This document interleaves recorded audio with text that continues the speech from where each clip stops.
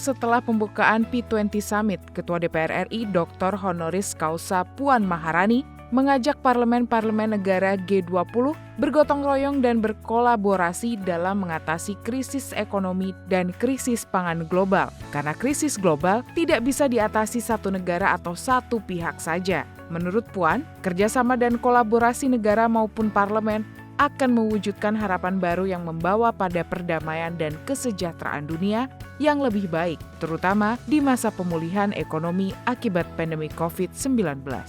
Bagaimana kemudian kita menghadapi krisis ekonomi, krisis cuaca, climate change, kemudian perdagangan, ekonomi, sosial. Karena akibat dari krisis ekonomi tentu saja nanti akibatnya akan menjadi krisis sosial. Ini yang harus kita sama-sama jaga. Kemudian bagaimana mata rantai dan pasokan dari menjaga mata rantai pasokan pangan itu tidak terputus. Itu jangan sampai kemudian membuat rakyat di suatu negara itu kemudian tidak bisa mendapatkan haknya dalam kesejahteraan hidup mereka. Wakil Ketua BKSAP DPR RI Mardani menyebutkan, harus ada kerangka kerja bersama dari seluruh negara termasuk parlemen untuk mengatasi krisis global. Dalam forum-forum diskusi P20 Summit tersebut, para delegasi parlemen G20 sadar akan krisis global dan dampaknya, sehingga mau bekerja sama dan berbagi pengalaman untuk meningkatkan kesejahteraan yang selaras di seluruh dunia. Dengan begitu, menurut Mardani, target tujuan pembangunan berkelanjutan atau Sustainable Development Goals atau SDGs dapat tercapai merata. Intinya semua sadar kondisi tidak sedang baik-baik saja. Dan level krisisnya bukan level krisis regional atau nasional tapi global.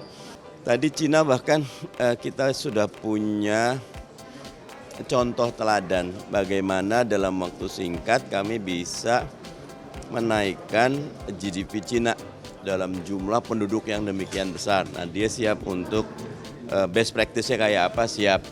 Namibia tadi bagus mengangkat tentang bagaimana SDGs bisa dicapai khususnya buat negara-negara berkembang.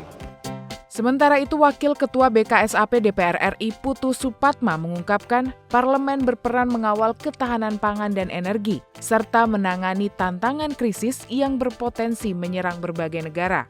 Konflik dan kenaikan harga energi berdampak pada kenaikan harga-harga komoditas dan mengakibatkan tingginya inflasi di berbagai negara. Menurut Putu, kerjasama multilateral akan mendorong terwujudnya upaya-upaya menangkal krisis, perubahan iklim, dan mendorong dilaksanakannya ekonomi hijau. Inflasi terjadi di banyak negara, bahkan ada yang sampai di atas 50%, 70%, malahan sampai jatuh mata uang mereka.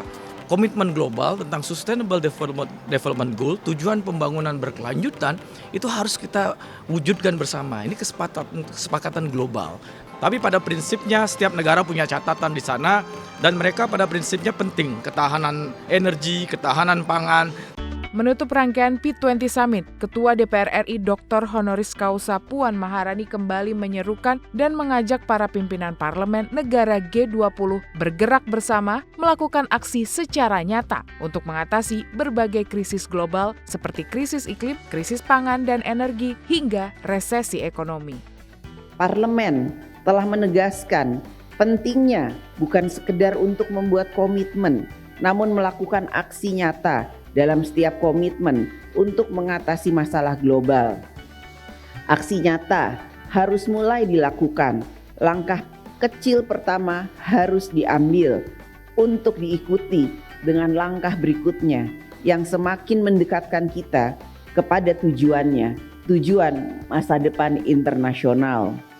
DH G20 Parliamentary Speaker Summit atau P20 Summit menghasilkan chair summary yang menggarisbawahi banyak hal. Di antaranya, perlu sarana pembiayaan yang efektif dan inovatif, termasuk keuangan campuran, untuk membantu mempersempit kesenjangan keuangan, dan SDGs, perlunya ekonomi digital yang inklusif, terbuka, adil, dan tidak diskriminatif, serta memastikan bahwa pertumbuhan ekonomi harus sejalan dengan penanganan perubahan iklim.